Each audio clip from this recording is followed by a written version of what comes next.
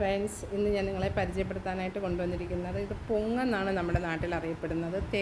കിളിച്ച തേങ്ങയുടെ ഉള്ളിൽ നിന്ന് കിട്ടുന്ന വളരെ ടേസ്റ്റോട് കൂടിയ ഒരു സാധനമാണ്.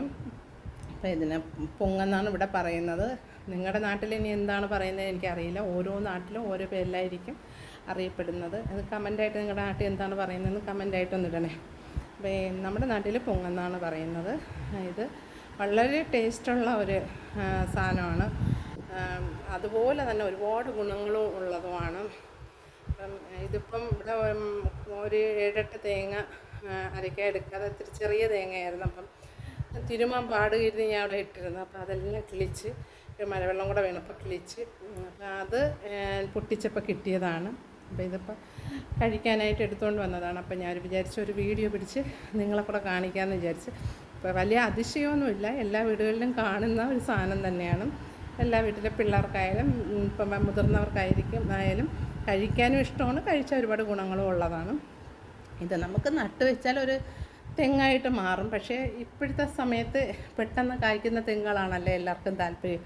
ഈ വർഷങ്ങൾ കാത്തിരുന്ന പണ്ട് നാടൻ തെങ്ങുകളെന്ന് പറയുന്നത് ഒരുപാട് ഒരു 5 വർഷമെങ്കിലും കഴിയാതെ കായ്ക്കത്തില്ല.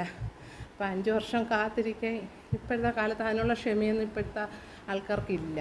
പണ്ടുള്ളവർക്ക് ഒരു തെങ്ങ് നട്ട് 5 വർഷമോ അല്ലെങ്കിൽ 10 വർഷമോ കാത്തിരുന്ന് അതിൽ നിന്നൊരു തേങ്ങ കിട്ടി അത് അരച്ചുകൊണ്ടിരുന്ന ഒരു കാലം ഉണ്ടായിരുന്നു. ഇപ്പം ഈ വലിയ സൂപ്പർ മാർക്കറ്റുകളിൽ ഹൈപ്പർ മാർക്കറ്റുകളിലൊക്കെ തേങ്ങ തിരുമിയ തേങ്ങയും അങ്ങനെ പൊങ്ങ് പോലും ഇപ്പം പാക്കറ്റുകളിൽ വലിയ ഹൈപ്പർ മാർക്കറ്റുകളിൽ വരുന്നുണ്ട്. ഞാൻ വാങ്ങിച്ചിട്ടുണ്ട്. മസ്കറ്റിലായിരുന്ന സമയത്ത് ഞാൻ ലുലുന്ന് പൊങ്ങ് അങ്ങനെയുള്ള സാധനങ്ങളെല്ലാം അവിടെ നിന്ന് പൈസ കൊടുത്ത് വാങ്ങിച്ചിട്ടുണ്ട്. നമ്മുടെ നാട്ടിലായിരിക്കപ്പം കഴിക്കുന്നതിനേക്കാളും ഒത്തിരി കരിക്കും നമ്മൾ അവിടെ നിന്ന് വാങ്ങിച്ച് കഴിച്ചിട്ടുണ്ട്. കാരണം നാട്ടിലാണെങ്കിൽ തേങ്ങ അടക്കാനൊന്നും ആളിനെ കിട്ടത്തില്ല. അപ്പോൾ നമുക്ക് കരിക്ക് കഴിക്കൊക്കെ വളരെ കുറവായിരിക്കും. 45 ദിവസം കൂടപ്പോഴാണ് തേങ്ങ അടക്കുന്നത്. ആ സമയങ്ങളിൽ കിട്ടുന്ന ആ തേങ്ങ അടക്കുന്ന സമയത്ത് കരിക്ക് അടപ്പിച്ചിട്ട് കഴിക്കുകയാണ് ചെയ്യുന്നത്. അല്ലെങ്കിൽ വഴി ഓരോ കച്ചവടക്കാരിൽ നിന്ന് നമ്മൾ കരിക്ക് വാങ്ങിച്ച് കഴിക്കണം. അതൊക്കെ എത്രത്തോളം നല്ലതാണെന്ന് അറിയില്ല.